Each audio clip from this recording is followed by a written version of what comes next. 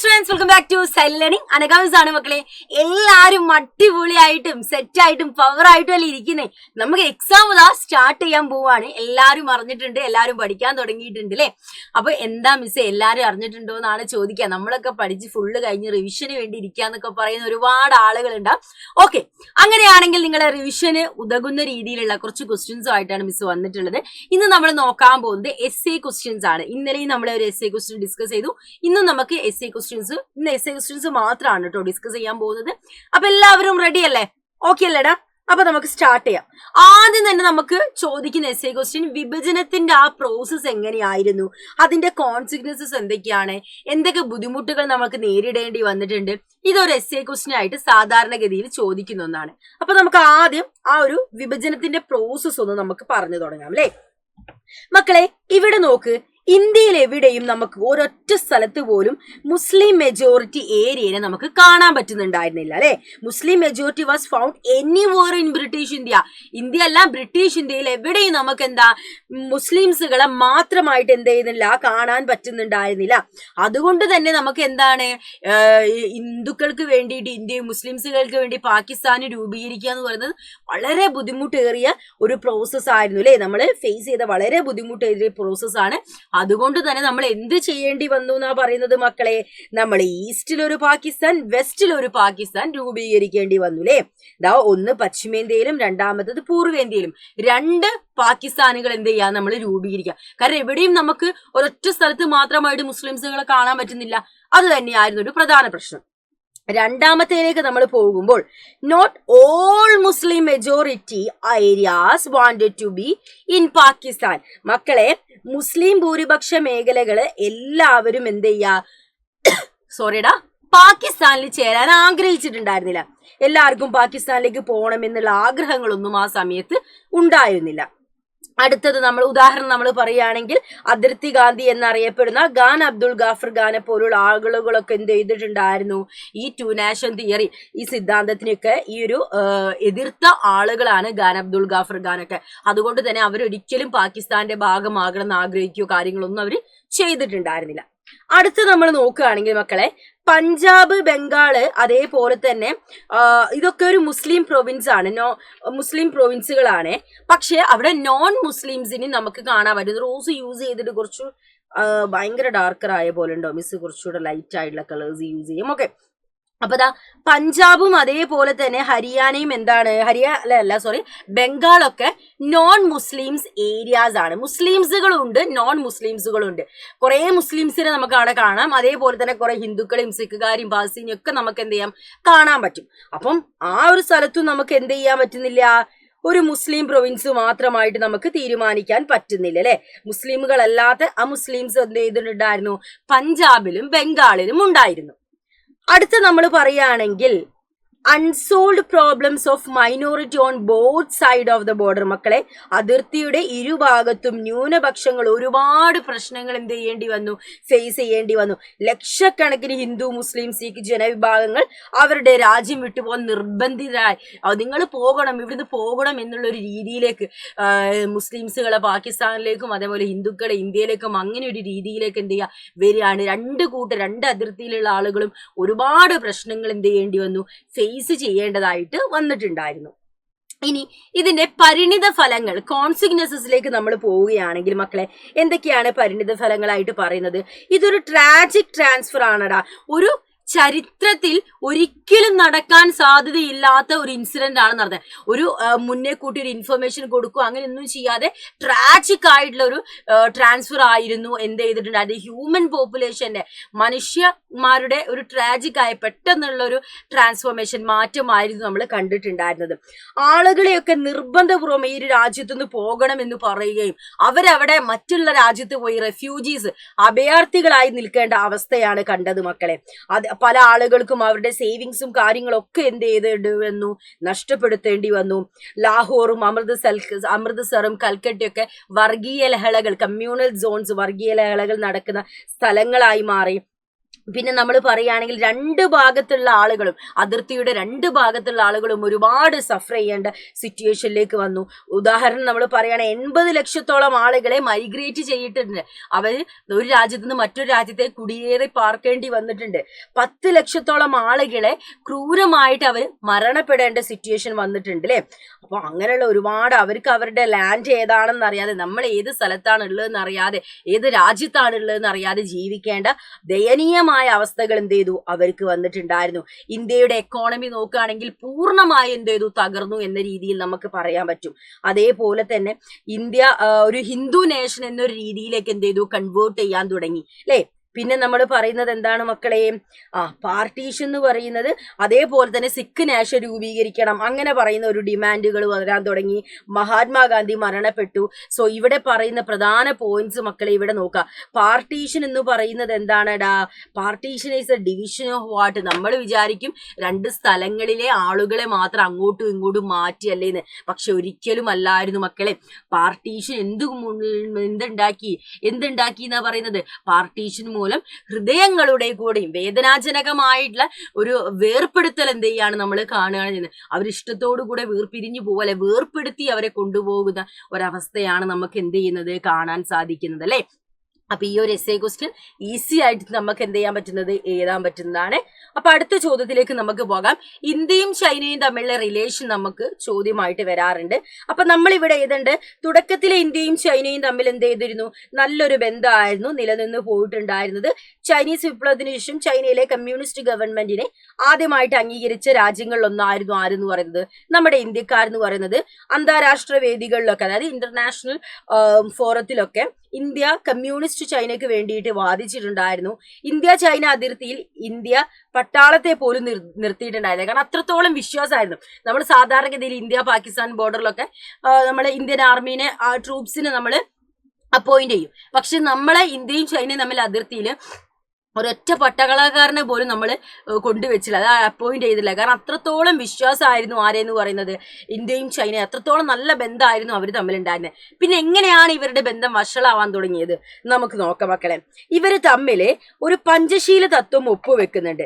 Panchsheel agreement ആരൊക്കെ ചേർന്നിട്ടാണ്, ഇന്ത്യയുടെ പ്രൈം മിനിസ്റ്റർ ആയിരുന്ന ജവഹർലാൽ നെഹ്റുവും ചൈനീസ് പ്രീമിയർ ആയിരുന്ന ആരും ചേർന്നിട്ടാണ്, ചൈനീസ് പ്രീമിയർ ആയിരുന്ന സോ എല്ലായും ചേർന്നിട്ട് 1954 ഒരു എഗ്രിമെന്റ് ഒപ്പുവെക്കുന്നു. ഇത് പഞ്ചശീല തത്വങ്ങൾ എന്ന പേരിലാണ് അറിയപ്പെട്ടത്. എന്താണ്, പഞ്ചശീല തത്വങ്ങൾ എന്ന പേരിലാണ് ഇത് അറിയപ്പെട്ടിട്ടുണ്ടായിരുന്നത്. പഞ്ചശീല തത്വങ്ങൾ എന്ന പേരിലാണ് അറിയപ്പെട്ടിട്ടുണ്ടായിരുന്നത്. 5 കാര്യങ്ങളാണ് ഈ ഒരു പഞ്ചശീല തത്വങ്ങളിൽ ഉണ്ടായിരുന്നത്. എന്തൊക്കെയാ നമുക്ക് നോക്കാം മക്കളെ. ഇവിടെ ശ്രദ്ധിച്ചേ, രാജ്യങ്ങളുടെ അതിർത്തിയും പരമാധികാരവും പരസ്പരം അംഗീകരിക്കുക. ഇരുകൂട്ടലും mutual respect for each other's territorial integrity and sovereignty. രണ്ട് കൂട്ടരുടെയും ടെറിട്ടോറിയൽ ഇന്റഗ്രിറ്റിയെയും സോവോണിറ്റിയും റെസ്പെക്ട് ചെയ്യാം. രണ്ടാമത്തത് എന്താ പറയുന്നത്, അന്യോന്യം ആക്രമിക്കാതിരിക്കുക. നമ്മൾ ഒരിക്കലും എന്താ മ്യൂച്വൽ നോൺ അഗ്രഷൻ, നമ്മൾ ഒരിക്കലും അങ്ങോട്ടും ഇങ്ങോട്ടും പോയിട്ട് എന്താ ശത്രുക്കളാവരുത്, നമ്മൾ അങ്ങോട്ടും ഇങ്ങോട്ടും ആക്രമിക്കരുത്. പിന്നെ എന്താ പറയുന്നത്, ആഭ്യന്തര കാര്യങ്ങളിൽ പരസ്പരം ഇടപെടാതിരിക്കുക. Non interference in each other's internal affairs. രണ്ടു കൂട്ടരുടെയും ആഭ്യന്തര കാര്യങ്ങൾ, ഇന്ത്യയുടെ ആഭ്യന്തര കാര്യങ്ങളിൽ ചൈനയും ഇടപെടരുത്, ചൈനയുടെ ആഭ്യന്തര കാര്യങ്ങളിൽ ഇന്ത്യയും ഇടപെടരുത്. അതാണ് പറഞ്ഞത്. അടുത്തത് എന്താ നമ്മളോട് പറയുന്നത്, സമത്വവും പരസ്പര സഹായവും വെച്ച് പുലർത്തുക. Equality and mutual benefit. രണ്ടുപേരും നല്ല രീതിയിൽ എന്ത് ചെയ്യുക, മുന്നോട്ട് പോവുക, സഹകരണത്തോടുകൂടെ മുന്നോട്ട് പോവുക. ലാസ്റ്റ് എന്താ പറയുന്നത്, സമാധാനപരമായ സഹവർത്തിത്വം. എന്താണ് സമാധാനപരമായ സഹവർത്തിത്വം, പീസ്ഫുൾ കോ എക്സിസ്റ്റൻസ്. സോ ഈ 5 തത്വങ്ങളും എന്തിൽ വരുന്നതാണ്, പഞ്ചശീല തത്വങ്ങളിൽ വരുന്നതാണ്. ആരൊക്കെ തമ്മിലായിരുന്നു ഉണ്ടായിരുന്നത്, ഇന്ത്യയും അതേപോലെ തന്നെ ചൈനയും തമ്മിലാണ് ഈ തത്വങ്ങളിൽ, ഈ പഞ്ചശീല അഗ്രിമെന്റിൽ ഒപ്പുവെച്ചത്. ഇന്ത്യയുടെ പ്രൈം മിനിസ്റ്റർ ആയിരുന്ന ജവഹർലാൽ നെഹ്റുവും ചൈനീസ് പ്രീമിയറായ സോ എല്ലായും കൂടി 1954 ഇതെന്ത് ചെയ്യുന്നത്, ഒപ്പുവെക്കുന്നത്. അങ്ങനെ ഇവർ തമ്മിലുള്ള ഇഷ്യൂ, 2 ഇഷ്യൂ ആണ് മെയിൻലി നമുക്ക് വരുന്നത്. എത്ര ഇഷ്യൂ ആണ്, 2 ഇഷ്യൂസ് ആണ് മക്കളെ വരുന്നത്. ഏതൊക്കെയാണ് 2 ഇഷ്യൂസ് നമ്മൾ നോക്കുകയാണെങ്കിൽ, നമ്മൾ നോക്കുകയാണെങ്കിൽ ഒന്ന് നമ്മുടെ ടിബറ്റൻ ഇഷ്യൂ നമുക്ക് ഉദാഹരണമായിട്ട് പറയാം. എന്താണ് ടിബറ്റൻ ഇഷ്യൂ നമുക്ക് ഉദാഹരണമായിട്ട് പറയാം. ഇന്ത്യയുടെയും ചൈനയുടെയും ഇടയിലുള്ള ചെറിയൊരു രാജ്യമാണ് ടിബറ്റ് എന്ന് പറയുന്നത്. 1950 ചൈന ടിബറ്റ് പിടിച്ചടക്കുന്നുണ്ട്. 1950 China had annexed Tibet thereby removing a historical buffer. അതോടെ ഇന്ത്യക്കും ചൈനയ്ക്കും ഇടയിൽ ഉണ്ടായിരുന്ന ഒരു സ്വസ്ഥ മേഖല ഇല്ലാതെ ഒരു സ്വസ്ഥമായിട്ടുള്ള ഒരു മേഖലയാണ് അത് ചൈന പൂർണ്ണമായി പിടിച്ചടക്കുന്നു. അങ്ങനെ ഇത് ആരുടെ മാത്രമാവുന്നു? അവരുടെ മാത്രമാവുന്നു, ചൈനക്കാരുടെ ആവുന്നു. India oppose the separation of Tibetan culture by China. Tibetan സംസ്കാരത്തെ ചൈന അടിച്ചമർത്താൻ ശ്രമിച്ചുകൊണ്ടിരുന്നു. ഇതിൽ ഇന്ത്യ എന്ത് ചെയ്തിരുന്നു? പ്രതിഷേധിച്ചിട്ടുണ്ടായിരുന്നു. 1959 ദലൈലാമ നിവൃത്തിയില്ലാതെ ഇന്ത്യയിലേക്ക് എന്ത് ചെയ്യുന്നു? അഭയം തേടി വരുന്നു. ചൈനയുടെ ശക്തമായ എതിർപ്പ് നിലനിൽക്കെ ഇന്ത്യ ദലൈലാമക്ക് അഭയം നൽകുന്നു. ചൈന അഭയം നൽകരുത് എന്ന് പറഞ്ഞിട്ടും ഇന്ത്യ എന്ത് ചെയ്യുക? ദലൈലാമക്ക് എന്ത് ചെയ്യുന്നു? അഭയം നൽകുന്നു. China protest and declare that India was engage in anti Chinese activity. അങ്ങനെ ചൈന പറയുകയാണ് ഇന്ത്യ ചൈന വിരുദ്ധ പ്രവർത്തനം നടത്തുന്നുവെന്ന് ചൈന ആരോപിക്കുകയാണ്. ആന്റി ഇസ്ലാമിക് ആക്ടിവിറ്റി എന്ന് പറയുന്നത്, അതേപോലെ ആന്റി ചൈനീസ് ആക്ടിവിറ്റീസ് ആര് നടത്തുന്നുണ്ട്? ഇന്ത്യ നടത്തുന്നുണ്ടെന്ന് ആര് പറയുന്നു? യെസ്, ആര് പറയുന്നു? ചൈന പറയുന്നു. ഈ ഇഷ്യൂസ് ആണ് നമുക്ക് എങ്ങോട്ട് പോകുന്നത്? ഇന്ത്യയും ചൈനയും തമ്മിലുള്ള യുദ്ധത്തിലേക്ക് പോകുന്നത്. ബോർഡർ ഡിസ്പ്യൂട്ട്, അടുത്തത് അതിർത്തി തർക്കങ്ങളാണ് പറയുന്നത് മക്കളെ. ഈ ബൗണ്ടറി തമ്മിലുള്ള ഇഷ്യൂ നമ്മൾ പണ്ടേ ബ്രിട്ടീഷുകാരുള്ള സമയത്തെ അതിർത്തികളൊക്കെ നിർണയിച്ചതാണ്. പക്ഷെ ചൈനക്കാർ പറഞ്ഞു ബ്രിട്ടീഷുകാർ ഇതാക്കിയതൊന്നും നമുക്ക് ആക്സെപ്റ്റ് ചെയ്യാൻ പറ്റില്ല എന്ന് ചൈനക്കാരിങ്ങനെ പറഞ്ഞുകൊണ്ടിരുന്നു. ചൈനക്കാർ എന്ത് ചെയ്തിട്ടുണ്ടായിരുന്നു മക്കളെ? അവര് 2 ഏരിയാസ് വേണമെന്ന് പറഞ്ഞ് വാശി പിടിച്ചിട്ടുണ്ടായിരുന്നു. ഏതൊക്കെ 2 പ്രദേശമാണ് അവർ ഉന്നയിച്ചത്? കാശ്മീരിലെ അക്സായി ചിൻ പ്രദേശവും അരുണാചൽ പ്രദേശ് ഭാഗവും ചൈന വേണമെന്ന് ഇവർ പറഞ്ഞുകൊണ്ടേ ഇരിക്കുകയാണ് ചെയ്തത്. അതിർത്തികളെല്ലാം പണ്ട് നിർണയിച്ചു കഴിഞ്ഞതാണ്. ഇതിനെക്കുറിച്ച് ഇനി കൂടുതലൊന്നും സംസാരിക്കേണ്ട ആവശ്യമില്ല എന്നാണ് ഇന്ത്യ ആ സമയത്ത് എന്ത് ചെയ്തത്?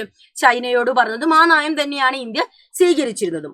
പക്ഷേ 1962 എന്ത് ചെയ്യാണ്? ഇതൊരു യുദ്ധത്തിലേക്ക് കലാശിക്കുകയാണ് മക്കളെ. ഒരു യുദ്ധം നടക്കുകയാണ് ചെയ്യുന്നത്. നമുക്ക് നോക്കാം. ഇവിടെ ശ്രദ്ധിച്ച് നിങ്ങള്, ചൈന 2 ഏരിയാസ് ആണ് ഡിമാൻഡ് ചെയ്യുന്നത്. അക്സായി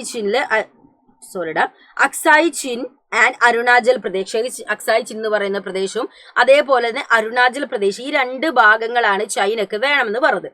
അങ്ങനെ ചൈന അക്സായി ചിൻ എന്ത് ചെയ്യുന്നു? പിടിച്ചെടുക്കുന്നു. അതിർത്തി തർക്കം സംബന്ധിച്ച് പല ചർച്ചകളൊക്കെ നടത്തുന്നു. പക്ഷെ യാതൊരു പരിഹാരവും സൊല്യൂഷനും അതിലുണ്ടാകുന്നില്ല. ലോകത്തിന്റെ ശ്രദ്ധയെല്ലാം ക്യൂബൻ മിസൈൽ പ്രതിസന്ധിയിൽ ആയിരുന്നു ആ സമയത്ത് ഉണ്ടായിരുന്നു. നമുക്ക് പഠിക്കാനുണ്ടായിരുന്നു അല്ലെ? ചൈന ഇന്ത്യക്കെതിരെ വൻ തോതിലുള്ള ആക്രമണം ആ സമയത്ത് നടത്തുകയാണ് ചെയ്തത്. അക്സായി ചിൻ അതേപോലെ NEFA ആ ഒരു പ്രദേശവും ചൈന ഇന്ത്യയെ ആക്രമിച്ചിട്ട് എന്ത് ചെയ്യുന്നു? പിടിച്ചടക്കുന്നു.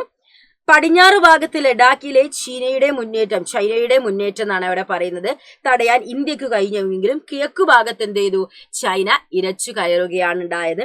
അങ്ങനെ ചൈന എന്ത് ചെയ്യുന്നു? ഇന്ത്യയുടെ ഈ 2 ഭാഗങ്ങൾ 1962 ചൈന ഒരു മാസീവ് അറ്റാക്ക് ഇന്ത്യക്ക് നേരെ ലോഞ്ച് ചെയ്യുന്നു. അക്സായി ചിന്നും അതേപോലെ അരുണാചൽ പ്രദേശും എന്ത് ചെയ്യുന്നു? പിടിച്ചടക്കുകയാണ് ചെയ്തത്. അങ്ങനെ ചൈന ഒരു വാർഫെയർ ഒക്കെ എന്ത് ചെയ്യുന്നുണ്ട്? ഇന്ത്യക്കെതിരെ നടത്തുന്നുണ്ട്. അങ്ങ് ഏകപക്ഷീയമായി വെടിനിർത്തല് വരുന്നു. പിന്നെ അത് സ്റ്റോപ്പ് ചെയ്യുന്നുണ്ട്. ചൈന യുദ്ധത്തിന് മുൻപുള്ള സ്ഥാനങ്ങളിലേക്ക് തന്നെ പിൻവലിക്കുകയും ചെയ്യുന്നു. അപ്പൊ പല പ്രദേശവും ഇവരെന്ത് ചെയ്യുന്നുണ്ട്? ചൈന കോൺക്വർ ചെയ്തിട്ട് അവരുടെ സ്വന്തമാക്കി മാറ്റുന്നുണ്ട്. അങ്ങനെ ഇന്ത്യയും ചൈനയും തമ്മിലുള്ള യുദ്ധത്തിൽ ചൈന വിജയിക്കുകയാണ്, ഇന്ത്യ പരാജയപ്പെട്ടു. ഇതിനെ തുടർന്നുണ്ടായ റിസൾട്ട് എന്താ നമ്മൾ നോക്കുകയാണെങ്കിൽ മക്കളെ, ഇന്ത്യക്ക് ഒരു നാഷണൽ ഹ്യൂമിലേഷൻ എന്നുള്ള രീതിയിലേക്ക് എന്ത് ചെയ്തു? ഇത് ഉണ്ടായി. ഇന്ത്യക്ക് ഒരു നിരാശയുണ്ടാക്കി. ആളുകൾ മുഴുവൻ അറിഞ്ഞു. അങ്ങനെ ഇന്ത്യയുടെ അകത്തും പുറത്തും ഇന്ത്യയുടെ പ്രതിച്ഛായക്ക് എന്ത് ചെയ്യാണ്? മങ്ങലേൽക്കുകയാണ് ചെയ്യുന്നത്. ആളുകൾക്കിടയിൽ നാഷണലിസം എന്ന് പറയുന്ന ദേശീയ ബോധം ഉയർന്നു. അതേപോലെ തന്നെ വലിയ ഓഫീസേഴ്സ്, മിലിറ്ററി ഓഫീസേഴ്സ് ഒക്കെ അവരെ ജോലി രാജിവെച്ചു. അന്നത്തെ പ്രതിരോധ മന്ത്രിയായ VK കൃഷ്ണമേനോനും ജോലി റിസൈൻ ചെയ്തു. നെഹ്റു സർക്കാരിനെതിരെ ആദ്യമായിട്ട് അവിശ്വാസ പ്രമേയം അഥവാ നോൺ കോൺഫിഡൻസ് മോഷൻ എന്ത് ചെയ്തു? അവതരിപ്പിക്കുകയാണ് ചെയ്തത്. ആ സമയത്ത് നടന്നിരുന്ന ഇലക്ഷനിൽ എന്ത് ചെയ്തു, കോൺഗ്രസ് പരാജയപ്പെട്ടു. ഇന്ത്യയുടെ സൈനിക ചെലവ് എന്ത് ചെയ്തു, അത് വളരെയധികം കൂടാൻ തുടങ്ങി. അങ്ങനെയുള്ള യുദ്ധത്തെയെല്ലാം, സാമ്പത്തികമായ ആസൂത്രണത്തെ യുദ്ധം സാരമായി ബാധിച്ചു. കമ്മ്യൂണിസ്റ്റ് പാർട്ടിയിൽ സ്പ്ലിറ്റ് സംഭവിക്കുന്നു, പിളർപ്പ് സംഭവിക്കുന്നു. ഇന്ത്യ കൂടുതൽ വടക്ക് കിഴക്കൻ മേഖലയിൽ ഇന്ത്യ പിന്നെ കൂടുതൽ അത്രയും കാലം ശ്രദ്ധ കേന്ദ്രീകരിച്ചില്ലായിരുന്നു. ഇവര് നല്ലൊരു ഫ്രണ്ട്ഷിപ്പ് ആയിരുന്നു, പക്ഷെ പിന്നീട് ശ്രദ്ധ കേന്ദ്രീകരിക്കാൻ തുടങ്ങി. നാഗാലാൻഡ്, മണിപ്പൂർ, ത്രിപുര, അങ്ങനെ പുതിയ സംസ്ഥാനങ്ങളൊക്കെ രൂപീകരിച്ചു. ഈ യുദ്ധം ഇന്ത്യ പാകിസ്ഥാൻ ബന്ധത്തിലും എന്ത് ചെയ്തു, മാറ്റമുണ്ടാക്കിയ ഒരു യുദ്ധമായിരുന്നു എന്നാണ് പറയുന്നത്. ഓക്കെ, ക്ലിയർ ആയില്ല മക്കളെ? അപ്പൊ ഈ ഒരു ക്വസ്റ്റ്യൻ വളരെ ഇമ്പോർട്ടന്റ് ആണ്, ഈ ഒരു എസ്സേ. അപ്പൊ 2 എസ്സേ നമ്മൾ ഡിസ്കസ് ചെയ്തു കഴിഞ്ഞു. അടുത്ത എസ്സേയിലേക്ക് നമ്മൾ പോവാണ്. അമേരിക്കൻ ആധിപത്യമാണ് നോക്കുന്നത്, അമേരിക്കൻ ഡോമിനൻസ്. നമ്മൾ ഹെജിമണി കുറിച്ചിട്ടൊരു എസ്സേ ക്വസ്റ്റ്യൻ വരും. അപ്പൊ നമ്മൾ അവിടെ ഫസ്റ്റ് ഗൾഫ് വാർ ഒക്കെ നമ്മൾ ആഡ് ചെയ്യണം. മിസ് ഇപ്പം അത് പറയുന്നില്ല, ബാക്കിയുള്ള കാര്യങ്ങൾ അത് എക്സ്ട്രാ പോയിന്റ്സ് ആണ്. എക്സാക്ട് എന്താണോ അതിൽ എഴുതേണ്ടതെന്നുള്ള കാര്യം പറയാം. പിന്നെ എക്സ്ട്രാ പോയിന്റ്സ് ആയിട്ട് മക്കൾ എന്ത് ചെയ്യുക, ഫസ്റ്റ് ഗൾഫ് വാർ ഒക്കെ ഒന്ന് ആഡ് ചെയ്ത് കൊടുക്കാം. അമേരിക്കൻ ഹെജിമണി നമുക്കറിയാം, സോവിയറ്റ് യൂണിയൻ തകർന്നതോടുകൂടെ വേൾഡിലെ സൂപ്പർ പവർ ആയിട്ട് ആര് മാറുന്നു, അമേരിക്ക മാറുന്നു. അപ്പൊ ഏക ധ്രുവ ലോകം എന്നുള്ള ഒരു രീതിയിലേക്ക് ആര് വരുന്നു, നമ്മുടെ അമേരിക്ക വരികയാണ് ചെയ്തത്. അതോടുകൂടെ എല്ലാ മേഖലകളിലും എന്ത് ചെയ്തു, അമേരിക്കയ്ക്ക് ഒരു ഡോമിനൻസ് ഉണ്ടാവുകയാണ്. അതിനെയാണ് നമ്മൾ ഹെജിമണി എന്ന് വിളിക്കുന്നത്. സോ നമ്മൾ മിലിറ്ററി അതേപോലെ സൈനികപരമായി, എക്കണോമിക്, സാമ്പത്തികപരമായി, കൾച്ചർ, സാംസ്കാരികപരമായി എല്ലാ ഫീൽഡിലും അമേരിക്കയ്ക്ക് ഒരു ഡോമിനൻസ് ഉണ്ടാകുന്നു. ഇതിനെയാണ് നമ്മൾ ഹെജിമണി എന്ന് വിളിക്കുന്നത്. 3 തരത്തിലാണ് ഹെജിമണി ഉണ്ടായിരുന്നത്. കർക്കശാധികാരം എന്ന മേധാവിത്വം അഥവാ ഹാർഡ് പവർ ആണ് അവിടെ പറയുന്നത്. Hegemony as A hard power ആണ് അവിടെ പറയുന്നത്.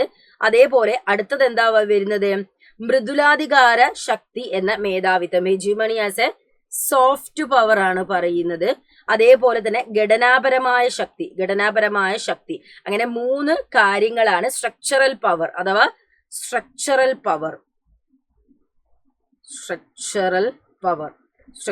പവർ ആണ് അവിടെ പറയുന്നത്. അപ്പൊ ഈ ഒരു 3 രീതിയിലാണ് അമേരിക്കയുടെ മേധാവിത്വം നമുക്ക് എന്ത് ചെയ്തിരുന്നത്, കാണാൻ പറ്റുന്നത്. അപ്പൊ ആദ്യം നമുക്ക് ഏതിലേക്ക് പോകാൻ പറ്റും, നമ്മുടെ കർക്കശകരമായ മേധാവിത്വം അഥവാ ഹാർഡ് പവർ. ഇവിടെ മിസ് കൊടുത്തിട്ടുണ്ട്, ഒന്ന് ശ്രദ്ധിക്കണേ മക്കളെ, ബോക്സ് ആക്കി തരാം. ഓക്കെ, കർക്കശാധികാരം അഥവാ ഹാർഡ് പവറിൽ നമ്മൾ പറയുന്ന കാര്യങ്ങൾ എന്തൊക്കെയാണ്? അമേരിക്കയുടെ ഹാർഡ് പവറിൽ നമുക്ക് പറയാനുള്ളത്, അമേരിക്കയുടെ ആർമി എന്താണ്, വളരെ സൂപ്പർ പവർ, അല്ലെങ്കിൽ ലോകത്ത് ഏതൊരു ആളെയും ബീറ്റ് ചെയ്യാൻ പറ്റുന്ന, അങ്ങോട്ട് അറ്റാക്ക് ചെയ്യാൻ പറ്റുന്ന രീതിയിലുള്ള അമേരിക്കയുടെ മിലിറ്ററി പവറാണ് അവിടെ നമ്മൾ പറയുന്നത്. അതേപോലെ തന്നെ ഒരു അബ്സല്യൂട്ട് ആയിട്ടുള്ള രീതിയിലുള്ള മിലിറ്ററി ആയിരുന്നു അവർക്ക് ഉണ്ടായിരുന്നത്. പിന്നെ പല റിമോട്ട് ഏരിയകളിലേക്കും no other power today can remotely match. ഇപ്പൊ പോലും നമുക്ക് അമേരിക്കയുടെ ആ ഒരു പവറുമായിട്ട് മാച്ച് ചെയ്യാൻ പറ്റില്ല, അത്രത്തോളം കപ്പാസിറ്റി ഉണ്ടായിരുന്നു. ആരെ വേണമെങ്കിലും കോൺക്വർ ചെയ്യാൻ പറ്റുന്ന രീതിയിലാണ് അമേരിക്ക ഉണ്ടായിരുന്നത്. അതേപോലെ തന്നെ ലോകത്തിലെ വൻ ശക്തികളായ 12 രാജ്യങ്ങളുടെ സൈനിക ചെലവ് അമേരിക്ക മാത്രം ഒരൊറ്റ കൊല്ലം എന്ത് ചെയ്യുന്നുണ്ട്, ചെലവാക്കുന്നുണ്ട്. അത്രത്തോളം മിലിറ്ററിയിൽ പൈസ ഇൻവെസ്റ്റ് ചെയ്തുകൊണ്ടാണ് അവരെ കളിയും കാര്യങ്ങളൊക്കെ ഉള്ളത് നമുക്ക് പറയാം. ഒരു രാജ്യത്തിനും അമേരിക്കയുടെ സാങ്കേതിക വൈഭവം സമീപകാലത്തൊന്നും കൈവരിക്കാൻ പറ്റില്ല. ഇപ്പൊ പോലും നമുക്ക് അമേരിക്കയുടെ ആ ഒരു ടെക്നോളജീന്റെ അടുത്തെത്താൻ പോലും നമുക്ക് എന്ത് ചെയ്തിട്ടുണ്ടായിരുന്നില്ല, കഴിഞ്ഞിട്ടില്ല എന്ന് പറഞ്ഞു. അത്രത്തോളം ഇവരെന്ത് ചെയ്യാണ്, സ്ട്രോങ് ആണ്. അതേപോലെ തന്നെ സ്പൈ വർക്സും ഇവർക്ക് എന്താ നല്ല രീതിയിലുണ്ട്. കൊമ്രേഡ് ഫ്രം അമേരിക്ക എന്ന് പറയുന്ന ദുൽഖർ സൽമാന്റെ മൂവിയില്ലേ, അത് തന്നെയാണോ പേര് എന്നുള്ള എനിക്കൊരു ഡൗട്ട് ഉണ്ട്. അതിൽ ഇവരിങ്ങനെ നമ്മുടെ ദുൽഖർ അമേരിക്കയിലേക്ക് പോകുന്നൊക്കെ ഉണ്ട്. അപ്പോ ഫ്ലൈറ്റിലല്ല പോകുന്നത്, നമ്മൾ എന്താ പറയാ, കുറെ റെഫ്യൂജീസ് അനുഭവിക്കുന്ന പ്രോബ്ലം അതിൽ കാണുന്നുണ്ട്. അതേപോലെ ഇവര് അമേരിക്കയിലേക്ക് കടക്കുകയാണ്. അപ്പൊ ആ സമയത്ത് അമേരിക്കയുടെ സെക്യൂരിറ്റിനെ കുറിച്ച് അവര് ഡിസ്ക്രൈബ് ചെയ്യുന്ന ഭാഗങ്ങൾ അതിൽ കേൾക്കാം. അതേപോലെ നമുക്ക് കാണിക്കുന്നുണ്ട് അവർ അത്രത്തോളം പവർഫുൾ ആയിട്ടുള്ള ഒരു സെക്യൂരിറ്റി. ആര് വന്നിട്ടുണ്ടെങ്കിലും, അവരെ ബൗണ്ടറി കടന്ന് ആര് വന്നിട്ടുണ്ടെങ്കിലും ഇവർ ക്യാപ്ചർ ചെയ്യുന്നുള്ള രീതിയിലാണ്. അത്രത്തോളം പവർഫുൾ ആണ് അമേരിക്ക എന്ന് പറയുന്നത്. ഇനി അടുത്തത് ഘടനാപരമായ എന്ന് പറയുമ്പം അഥവാ നമ്മളെ സ്ട്രക്ചറൽ പവറിലേക്ക് നമ്മൾ വരുമ്പം എന്തൊക്കെയാണ് ഈ സ്ട്രക്ചറൽ പവറിൽ പറഞ്ഞു വെക്കുന്ന കാര്യങ്ങൾ നമുക്ക് നോക്കല്ലേ. സ്ട്രക്ചറൽ പവറിൽ എന്തൊക്കെ കാര്യങ്ങളാണ് പറഞ്ഞു വെക്കുന്നത്? യെസ്, ഇവിടെ നമ്മൾ പറയുന്നത് ഇവരുടെ US റോളാണ് പറയുന്നത്. പബ്ലിക് ഗുഡ്സില്, ഇന്റർനെറ്റില്, അതേപോലെ US ഡോളറിന്റെ ഒരു ഡോമിനൻസ് നമുക്ക് എന്ത് ചെയ്യാൻ പറ്റുന്നുണ്ട്, ഡോമിനൻസ് നമുക്ക് കാണാൻ പറ്റുന്നുണ്ട്. എല്ലാ മേഖലക്കും US ഒരു ഡോമിനൻസ് നമുക്ക് കാണാൻ പറ്റുന്നുണ്ട്. US ഡോളറിന്റെ കാര്യത്തിൽ വേൾഡ് ട്രേഡില് നമ്മൾ US ഷെയർ അവിടെ പറയുന്നുണ്ട്. ലോക സമ്പദ് വ്യവസ്ഥയിൽ 28% US ഇൻവെസ്റ്റ് ചെയ്യുന്നുണ്ട്. ലോക ബാങ്ക്, അന്താരാഷ്ട്ര നാണയനിധി, ലോക വ്യാപാര സംഘടന എന്നിവയിലും നമുക്ക് അമേരിക്കയുടെ ആധിപത്യം കാണാൻ പറ്റുന്നുണ്ട്. MBA ഡിഗ്രി അമേരിക്ക കണ്ടുപിടിച്ചതാണ് MBA ഡിഗ്രി എന്ന് പറയുന്നത്. അപ്പൊ ഇങ്ങനെയുള്ള ഒരുപാട് കാര്യം, world bank, WTO, world trade organisation, IMF, ഇവിടെയൊക്കെ യുഎസിന്റെ ഹെജിമണി കാണാം. MBA ഡിഗ്രി ആര് കണ്ടുപിടിച്ചു? അമേരിക്ക കണ്ടുപിടിച്ചു. ഇതാണ് സ്ട്രക്ചറൽ പവറിൽ നമ്മൾ പറയുന്നത്. അടുത്തത് ലാസ്റ്റത്തതാണ് നമ്മുടെ കൾച്ചറൽ പവർ എന്ന് പറയുന്നത്. ഈ അറിഞ്ഞോ അറിയാതെയോ നമ്മൾ എല്ലാവരും എന്ത് ചെയ്യുന്നുണ്ട്? അമേരിക്കൻ കൾച്ചറിൽ ഇൻഫ്ലുവൻസ് ആവുന്നുണ്ട്. എത്രയൊക്കെ അല്ല എന്ന് പറഞ്ഞാലും നമ്മൾ എന്ത് ചെയ്യുന്നുണ്ട്? അമേരിക്കൻ കൾച്ചറിൽ എന്ത് ചെയ്യുന്നുണ്ട്? ഇൻഫ്ലുവൻസ് ആവുന്നുണ്ട് അല്ലെ? ആ കാര്യങ്ങളാണ് സാംസ്കാരികപരമായ ആധിപത്യം. നമ്മൾ ഒരു വശീകരിക്കുന്ന രീതിയിലാണ് അമേരിക്കൻ കൾച്ചറിലുള്ളത് അല്ലെ? നമ്മൾ എത്രയൊക്കെ വേണ്ട എന്ന് പറഞ്ഞാലും നമ്മൾ ഭക്ഷണത്തിലായാലും സംസ്കാരത്തിലായാലും സംസാരത്തിലായാലും നമ്മൾ ഈറ്റിംഗ് ഹാബിറ്റിലായാലും എല്ലാം ഒരു അമേരിക്ക ഒരു ഡോമിനേറ്റ് ചെയ്യുന്നത് നമുക്ക് കാണാൻ പറ്റും. Blue jeans from the US is a capable to engineer even a generation wide. ഇവിടെ നോക്കിക്കേ മക്കളെ, ഈ ബ്ലൂ ജീൻസും കാര്യങ്ങളൊക്കെ എവിടുന്നാണ്? ഒരു US നിന്നാണ് വന്നിട്ടുണ്ടായത്. എല്ലാം നമ്മളൊരു ട്രെൻഡ് സെക്ടർ എല്ലാം നമ്മൾ നോക്കുകയാണെങ്കിൽ അമേരിക്കനെ ഇൻഫ്ലുവൻസ് ചെയ്യുന്ന രീതിയിലാണ് നമുക്ക് എന്ത് ചെയ്തത് കാണുന്നത്. നമ്മളെ വിഭവങ്ങൾ കൊണ്ട് എല്ലാ രീതിയിലും അമേരിക്ക എന്ത് ചെയ്യുന്നുണ്ട്? നമ്മളെ അറിഞ്ഞോ അറിയാതെയോ നമ്മൾ വശീകരിക്കുന്നുണ്ട്, അല്ലെങ്കിൽ നമ്മൾ അട്രാക്ട് ചെയ്യുന്നുണ്ട് നമുക്ക് പറയാൻ പറ്റും. ഓക്കെ, അപ്പൊ ഇത്രയും കാര്യങ്ങളാണ് മക്കളെ നമുക്ക് ഡിസ്കസ് ചെയ്യാനുള്ളത്. ഈ ക്വസ്റ്റ്യൻസ് ഒക്കെ essay ക്വസ്റ്റ്യൻസ് ഒക്കെ പഠിക്കുക. ഇന്നലെയും നമ്മൾ essay ക്വസ്റ്റ്യൻ ഡിസ്കസ് ചെയ്തിരിക്കുന്നത് നല്ല രീതിയിൽ തന്നെ പഠിക്കുക. നമുക്ക് നാളെയും ഇതേപോലെ ഒരുപാട് ചോദ്യങ്ങളായിട്ട് നമുക്ക് വീണ്ടും കണ്ടുമുട്ടാം. അതിന്റെ മുന്നേ മക്കൾക്ക് ഏതെങ്കിലും ടൈപ്പ് ഓഫ് സംഭവങ്ങൾ കുറച്ചുകൂടെ കൂടുതൽ അറിയണമെന്നുണ്ടെങ്കിൽ ഒന്ന് കമന്റ് ചെയ്ത് പറയാം. മീൻസ് അതും എടുത്തിട്ട് നാളെ കോണ്ടന്റ് വരും കേട്ടോ. നാളെയും കൂടി ഇനി നമുക്ക് ഉണ്ടാവുള്ളൂ. നാളെ 5 അല്ലേ? യെസ്, സോറി, ഇന്ന് 5 നാളെ 6 ആണ്. അപ്പൊ നാളെയും കൂടി ഉണ്ടാവുള്ളൂ. 7 അല്ല എക്സാം ഉള്ളത്. അപ്പം ഏതെങ്കിലും ടോപ്പിക്കിനെ കുറിച്ച് കൂടുതൽ അറിയണമെങ്കിൽ ഒന്ന് കമന്റ് ചെയ്ത് മക്കളെ ചോദിക്കാം. അപ്പൊ നമ്മുടെ ഇന്നത്തെ സെക്ഷൻ നമ്മൾ വൈൻഡ് അപ്പ് ചെയ്യാണ്. അടുത്ത ക്ലാസ്സിൽ അല്ലെങ്കിൽ അടുത്തൊരു കോണ്ടന്റിൽ ഇതുപോലെ ഇൻട്രസ്റ്റിംഗ് ആയിട്ടുള്ള ഒരുപാട് കാര്യങ്ങളായിട്ട് നമുക്ക് വീണ്ടും കണ്ടുമുട്ടാം. So that's love it's video. Thanks for watching us dears.